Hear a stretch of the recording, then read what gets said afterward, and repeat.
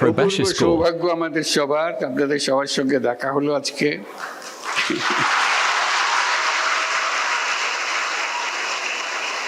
আমরা দেশের সবার পক্ষ থেকে আপনাদেরকে বিজয় দিবসের শুভেচ্ছা জানাচ্ছি।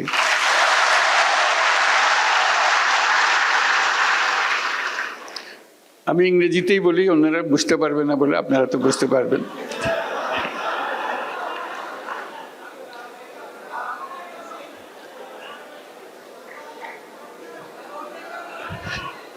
একটু পরে বাংলা বলবো, আগে ইংরেজিতে বলিনি কিছুক্ষণ।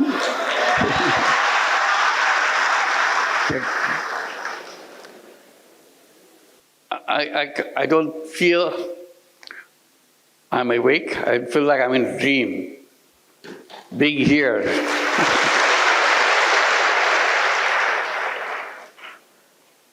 It's a stunning experience to come to such a prestigious, such an influential institution in the whole world. I admired from a distance. In the past, whenever I came, I tried to get a glimpse of Al-Azhar. I just came through just watching from a distance. I didn't dare to enter.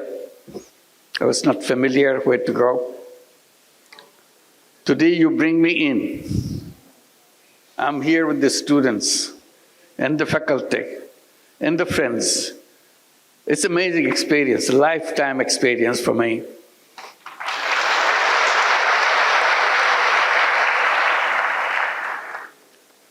I give my greetings to Grand Imam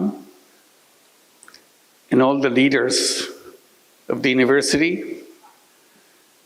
When you are mentioning all the numbers, these are stunning numbers. I come from the academic background. I know what it means, how staggering those numbers are, how overwhelming the undertaking is.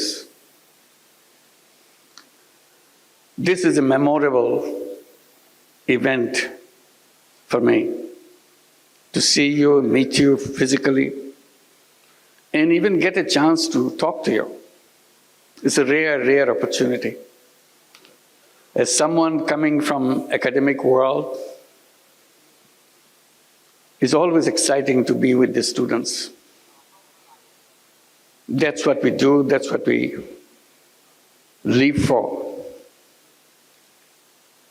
And my greetings to all of you, all the students of Al-Azhar who are present here, who are outside, those staggering number of students and faculties all over the world. And among them, there are Bangladeshi students, pretty large number too. Can I see you with the Bangladeshi students? Will you please stand up to see? Wow, these are all Bangladeshi students. I should. Thank you. Thank you. Thank you.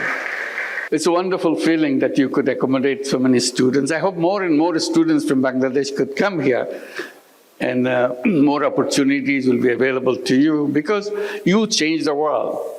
Coming to Al-Azhar gives you the perspective, give you the knowledge, give you the willingness to do things which is good for humanity, not only in Bangladesh, globally.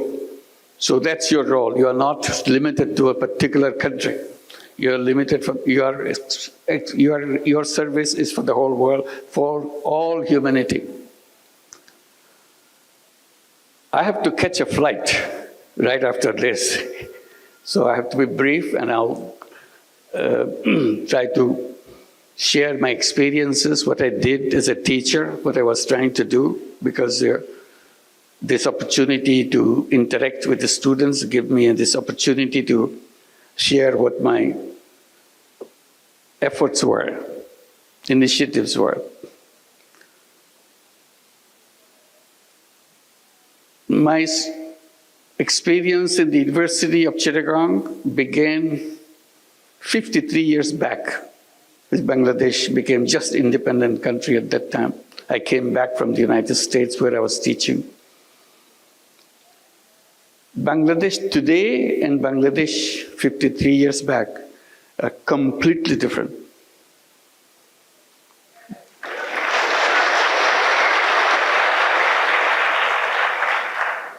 Bangladesh was the poorest country in the world. That was its title. This is not something make you feel encouraged that you are a citizen of the poorest country in the whole world. 86% of the population of Bangladesh were under the poverty line. And you see poverty everywhere. And that war of liberation made it worse, because all the roads were broken, all the bridges are torn apart because of the war of liberation. People's life became very, very difficult. And as I was teaching, trying to see what can be done to make sure the people who live around the campus are reached out to. Because I was campaigning within the faculty of the university saying, if university is the reservoir of all the knowledge of the world, doesn't matter where it is located, whether it's in the poorest country or the richest country, university is supposed to be the reservoir of all knowledge. And that's what Chittagong University should be too, as a reservoir of all knowledge. My question to the faculty was, if it is the reservoir of knowledge, should it be just limited to the walls of the university? Or should it be available to the people who live around the campus? That became a big debate. And I was campaigning that knowledge is no good if it is not useful for people. So if the university has knowledge, it must reach out and touch the lives of the people who were around it and beyond. And that's what this whole meaning of having an university. So I was trying to see, not many people paid attention to it. What can be done? And then terrible thing happens in Bangladesh. Terrible, terrible thing. Worst thing that happened to our life in the history of Bangladesh. In 1974, we were hit by a famine. And Bangladeshi students probably heard about it, but others may not. An enormous number of people were dying of hunger throughout the country. You literally see dead bodies on the street every day. They died not because they had some any disease. They died because they couldn't eat. They didn't have enough to eat. And dying by hunger is the most painful way to die. Death approaches very slowly. The day you die, the moment you die, you cannot distinguish, nobody can distinguish at what point you are alive, at what point you are dead. It's a very slow-moving process. And suddenly, it shocked everybody. That is death by hunger, massive number of people in Bangladesh. And that hit us too in the university. So one of the things I was trying to do, if shortage of food is the problem, people couldn't eat, all I can do at least try to help the village next door to the university campus do not have shortage of food. So my first effort was to make sure there is no shortage of food in one village which is next to the university campus. So I did lots of different things. Then I saw no matter what I did, there's still a large number of poor people in the village who couldn't afford to buy that food, even if they had the food in the village. So I was trying to see how do you do that. One traditional way, give them charity, give them some money so that they'll get some food. And I was wondering whether there's a good way to do that, because religions, most of the religions say that, give charity to the people for good reasons. But I was kind of hesitant, because this is something which doesn't lead to the solution. It only perpetuates the problem. So I kind of took a different decision that I don't want to go by that route. It's a good one, but I don't want to pursue that road. I was looking for something which can be sustainable. Opportunity came, some of experience of interaction with a villager, a village woman. And she was explaining how she survives in a daily way. But in her survival process, she had to borrow money from someone to make some stool. And then the lender, which is the trader, gets all those stools to himself and sells in the market. And he gives the lowest possible price for those stools that the women made for them. So she was totally cheated out of the whole deal. So she remains poor, but she struggles hard to make sure she gets a meal next morning or next day. The reason she didn't have the money to buy bamboo, which goes into the stool, I asked her, how much does a bamboo cost? So she borrowed the money from the trader. She said maybe about 50 cents, US dollar wise, or maybe a little more if you are looking for a good quality. I said, what if somebody gave you that 50 cents as a loan, can you pay it back? I said, of course I can pay it back, because I pay him much more than that. So paying you back is no big deal. I thought about it. Should I give her the 50 cents and let her be free from the moneylender, trader? Or she should continue the same relationship and see what happens. So I didn't give her the money. But I thought about it. Next morning I came back to her and said, okay, I'll give you the money. The deal is you'll return the money to me once your business is done, and then you can borrow more. So this was the start of something that I continued, because I was so excited that she really paid it back, and I gave her money back again. So I told the villagers. In the meantime, I became very familiar with the village women and village people. I said, if you need money, come to me. I'll give you the money. This is in a circumstances, in an environment where money lenders will give you money, and for that money you have to give away everything. Still your money is not paid back. That's what the money lending practices in Bangladesh and many other countries is all about.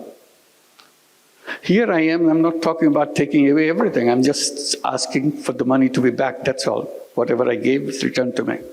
People thought, oh, it's so easy. So it became very popular. The more popular it gets, more excited I get. Because it helped people. They started doing things and paying me back. Then I thought, this is not my job. I'm a teacher. Why should I lend money to people? This is the job of a bank. So there are several bank branches in the campus. So I went to the bank branch that I'm more familiar with. I told him, why don't you do that? He told me, no, banks don't lend money to poor people. That's not their job. I said, what is your job? to lend money to people who need money, lots of money. I said, that's very funny. You want to give lots of money, but you don't want to give little money. He said, that's banking. I said, that's wrong. That's wrong banking. So I kept summarizing that principle of banking. I still do all the time. It's a very strange principle of banking. The banking principle is very simple. It says the more you have, the more you get. If you have nothing, you get nothing. I said, that's very strange. You have the whole banking structure in the whole world on that principle? It is like that. Still, it's all over the world. I said, banking system is wrong. The first time I became very bold, I started saying banking system is wrong. How should you fix it? I said, very simple. You reverse your principle. The new principle would be the less you have, the more attention you get. If you have more, you have to wait. All bankers laugh at me. That's not banking. I said, that is the banking. If banking has any meaning, it has to touch the life of the people.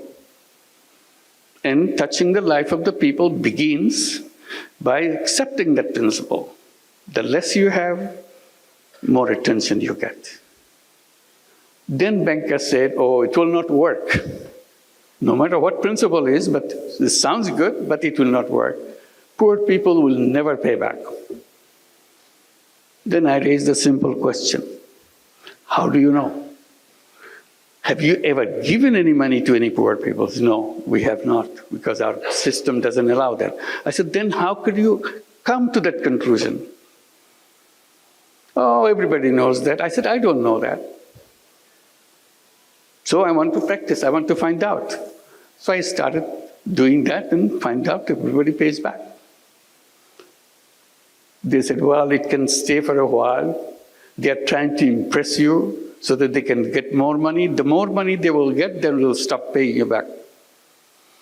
I said, that's your assumption. I will not stop until I face that problem. I will continue. And I continued. As I continued, more and more people came. In the meantime, I started focusing on the poorest people, and the poorest of them are the women. So I said, why don't I start at the poorest level of survival? So naturally went to the women and started doing it with women. And it expanded. Then I said, why don't I create a bank, separate, different kind of bank than the conventional way that you see? The idea of having a bank came at that moment. And I started debating with the government officials, telling them, give us a permission to create a bank. Everybody laughed at it. How can you have a bank for the poor people? I said, like the way I do it. Oh, that's not banking. I said, what would you call it? Banking is about lending money and getting money back and running a sustainable organization. It's a business organization. Nobody believed that. Finally, after many years, I got the permission to create a bank. I called it Grameen Bank or Village Bank and continued to expand. And that became a story after that. So this is how an idea came to challenge an institution.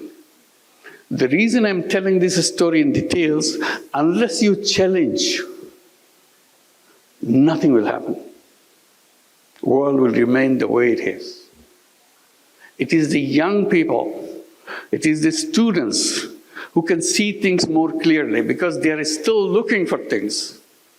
And that's what you are. Looking for things to do. Looking for changing people's life. Looking for changing the whole world.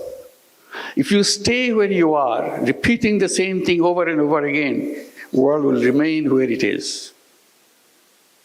And then I came with the idea that I started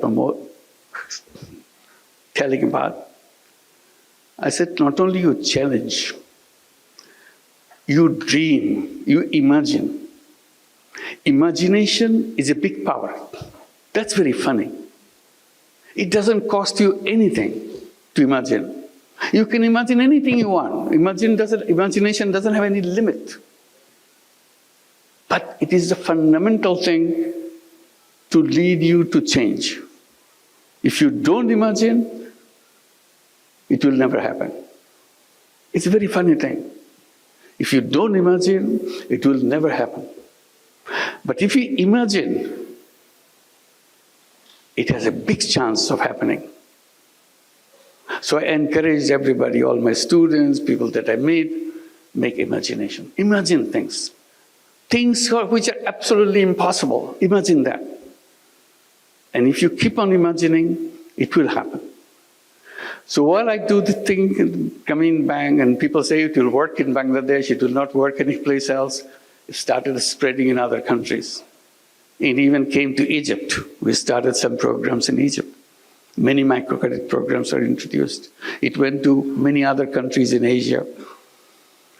The funny thing is, it was introduced in the United States. In 2008, we set up a program called Grameen America. It started in Jackson Heights, New York. Everybody said, no, this is not Bangladesh. We don't have poor people in the United States. You are making us feel like we are some kind of fools. I said, no, you're not fools. You're very smart people. But you don't realize that you have poor people, because you keep claiming that you don't have poor people. You are the richest country in the world, quote unquote, richest country in the world. That doesn't mean you don't have poor people. Oh no, we don't have poor people. It's a rich country. I said, yes. Then I asked the question, do you have welfare program in your country? Oh yes, it's a very rich program. We have lots of people. We take care of all the people. We give them monthly check every month so that they can buy their whatever their family needs are, so that they can take care of themselves, their children. A check every month, welfare check. I said, you know what? Every family, every person that you are giving a welfare check is a poor person by your own recognition, because they cannot afford to maintain their life on them by themselves. So you are giving them money from the state. They are poor, but you are claiming they are not poor. You are hiding poverty. Anyway, this debate went on, but in the meantime, Grameen America started expanding. Now it works in 35 cities in the United States. It lends out about $2 billion a year. In a couple of years' time, they will be distributing $3 billion and $4 billion. This is the path it is took.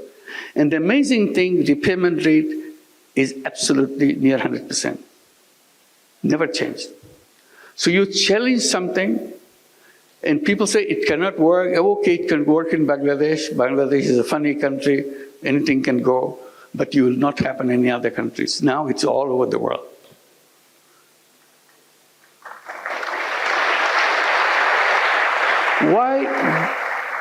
Why women? I explained.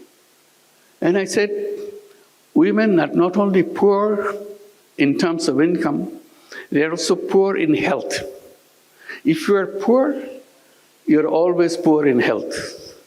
If you are a poor woman, then all the diseases of the world is heading for you.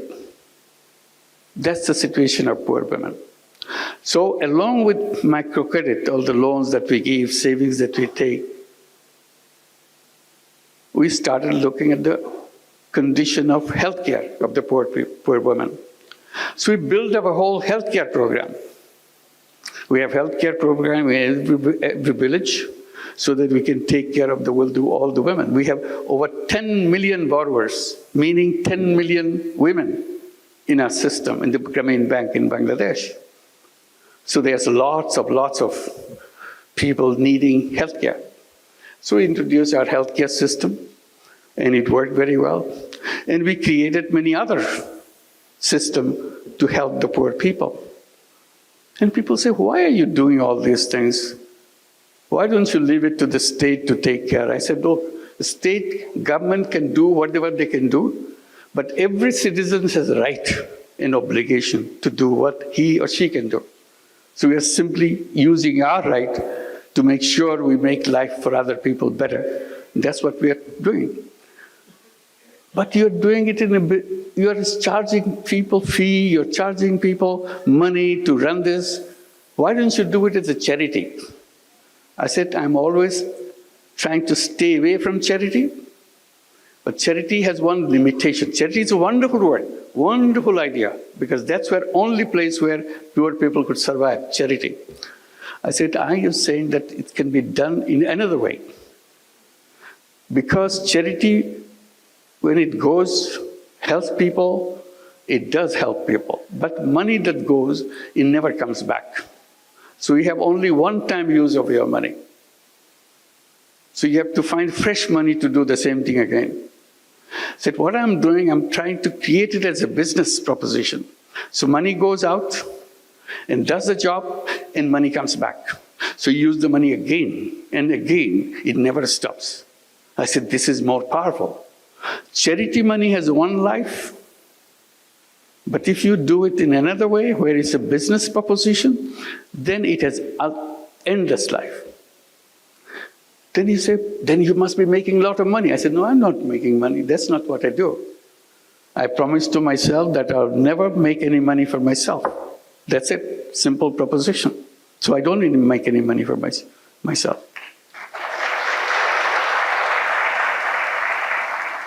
Then why are you doing like this? This is not a business then. I said, it is a business. See, we're conflicting. In our classroom, we are told, if you are in a business, you have to make money. And the best sign of a good business is to make the profit as high as possible. Profit maximization principle. See, I got stuck with this now. Profit maximization principle.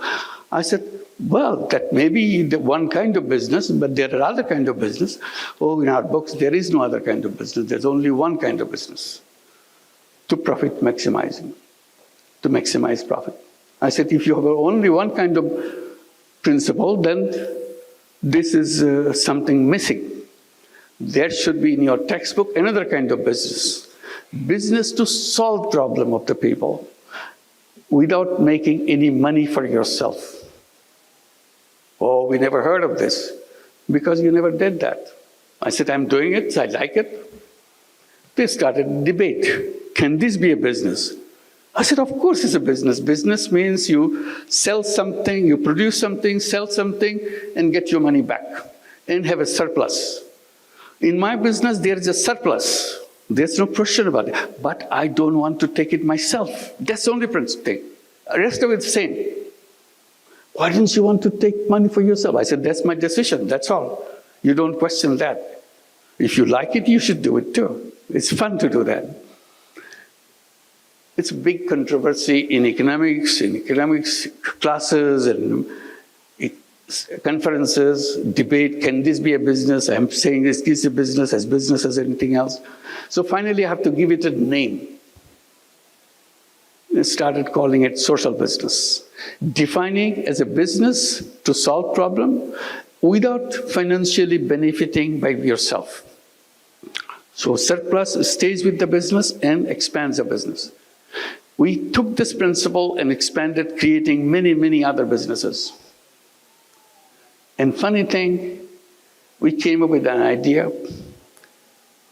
Well, government was giving licenses to telephone services. But in Bangladesh, in many countries, I'm sure Egypt did the same thing. At one point of time, very few people had telephones. It was a government service and very inefficient.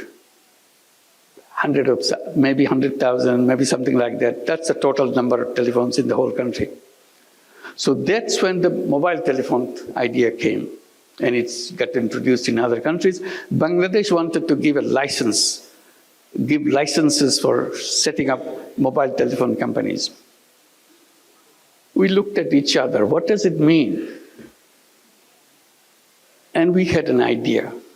Why don't we apply? We had no idea what a mobile phone is for. But since government is asking for application, we send an application. We want to have a mobile phone company. Everybody asked, why do you want to have a mobile phone company? You are just lending money to poor people, that's all. Mobile phone company, mobile phone is for the rich people. Very rich people. Because at that time it's very expensive when it came. So I said, well, we have an idea. We want to bring telephone in the hands of poor women. Again, a shocking experience. Why poor women? What do they do with the telephone? I said, we'll figure that out. We explained, government was not happy with our application. They said, why do you want to give money to poor women? Telephone to poor women. I said, it's not for her to send messages or start at that time, there's no messages, just calling. Just calling each other. They're not calling anybody. They will allow the rich people in the village to use their telephone and charge a person heavy price. Because that's the first time telephone came, everybody wants to make a telephone call, she will make money. So why should I give it to rich people? I give it to the poor people, the privilege of having the telephone company. So we want to do that. So we created a telephone company called Grameenphone.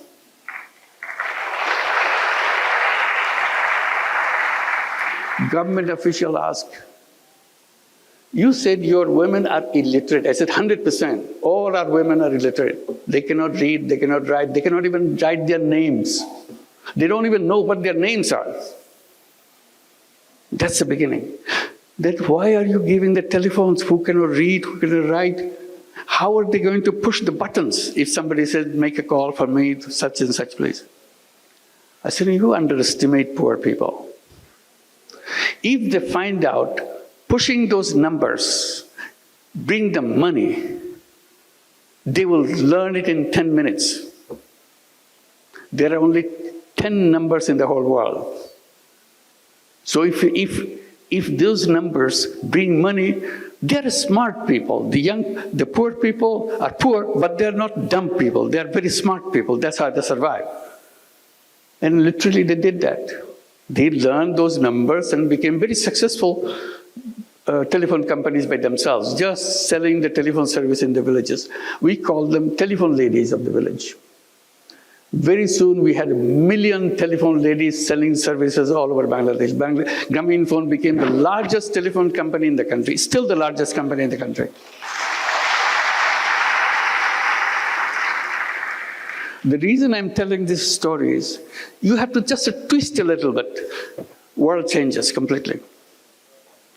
All I did, give few cents lending to poor people. It changed the whole world. Because I stood by it, explained it, repeatedly showed that it is possible, it can be done. And then I bring the mobile phone in the hands of the poor people. Everybody said, this company will never work. That became the largest company. They never had an idea that women and the poor women can be involved in telephones. It dramatized the whole family. She became the most powerful person in the whole village because she has a telephone. You may be a rich person, but you don't have a telephone. Because our company gave only telephone to the poor women, nothing else in the beginning. Now we give it to everybody. So she became very, very respected person, very important person in the village. One lady was explaining to me in those days, saying that, I said, how do you know you're an important person? She said, I know I'm an important person in the village because no wedding ceremony can take place in 7 villages around me without me getting invited. That's the importance. So it's powerful, it gave them power, it brought technology, their children changed. We pushed these children to go to school, we gave them scholarships. From illiterate families, they went to universities, they got their PhDs, many of them became doctors, engineers. I said, there's nothing wrong with the children of poor families. Simply, they didn't have enough finance to go through the school system. After they go to the school system, they're as good, even better. They're topping the class. So it's about perception, how you look at the world, what you want to do with the world. So now I talk about creating a new world. I call it world of 3 zeros.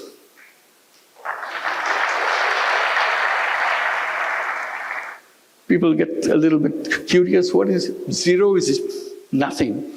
So what 3 zeros mean? That's very simple to remind ourselves.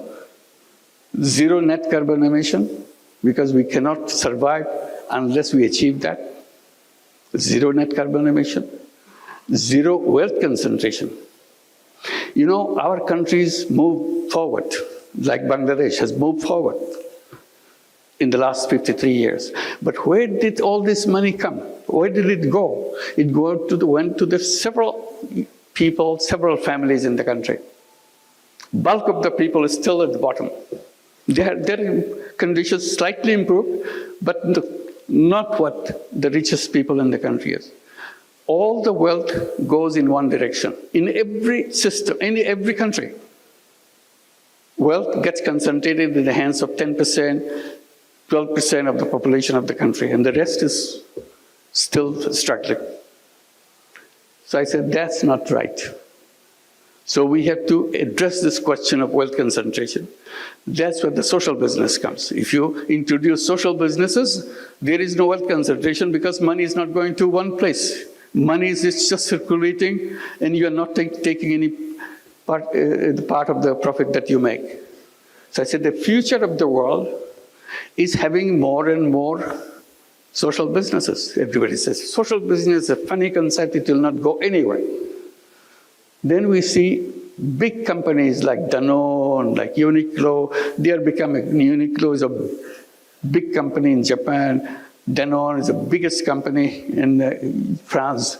They became interested in social business. So we started having joint ventures of social business with big companies, addressing the problems of the poor people, because company doesn't want to make money for itself. It is only interested in solving problems. So now the social business idea is spreading. We have many, many centers at the universities. They have social business centers teaching what the social business is, challenging the whole economic system, whole economic framework. I said the root cause of all the problem that we created in the world is what we have designed as called economics, which is a profit maximizing system. I said that world will always be a world which will destroy itself. I said the civilization that we have created now is a self-destructive civilization. It will destroy itself. Nobody can save it. I repeat, this civilization is a self-destructive civilization. Either we'll be hit by all the problems we created, the environment and the climate will kill us, or wealth concentration will kill us. All the wealth will go to a few people on the top. The rest of the people will not have nothing. So that society is not tenable. Unless you're sharing the world, society cannot function. And the last one is zero unemployment. That's very interesting. It came because of my experience with microcredit. I said all human beings are born as entrepreneurs, not job seekers. But economics teaches us, get ready, get a good degree, get a good education, get to the best university, so that you get a best job. I said, job is a wrong idea, absolutely wrong idea.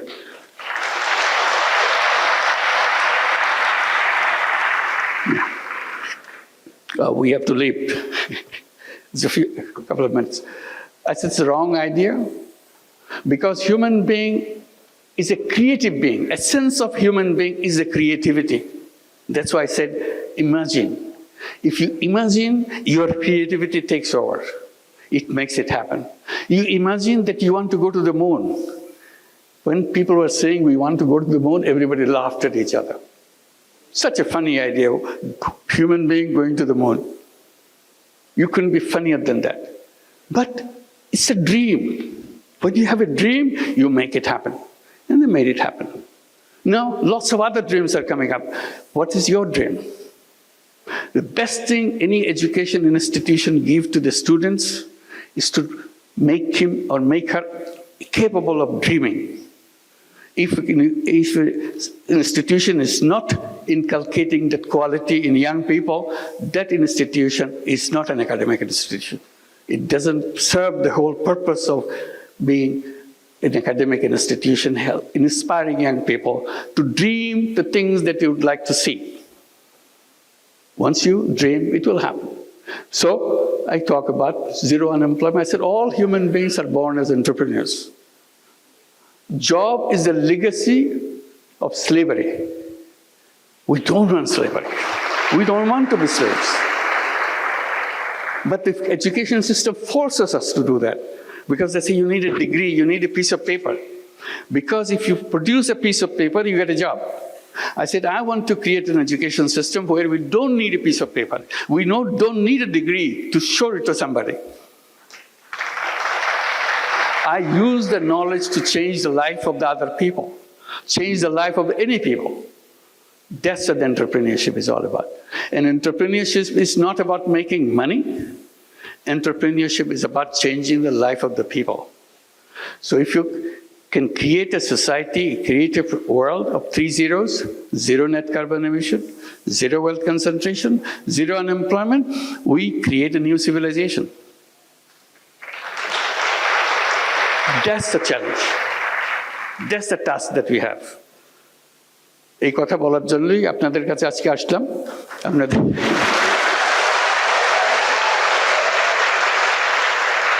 আজকে তাড়াহুড়া করে চলে যেতে হচ্ছে, ভবিষ্যতে আবার দেখা হলে সময় নিয়ে কথা বলবো। আজখানেই শেষ করি। সবাইকে অসংখ্য ধন্যবাদ। আশা করি যোগাযোগ রাখবেন, আরো বাংলাদেশ থেকে আরো আপনাদের বন্ধুদের নিয়ে আসতে পারেন কিনা দেখেন। আশা করি এটার দেশের পক্ষে অসংখ্য ধন্যবাদ। Thank you very much.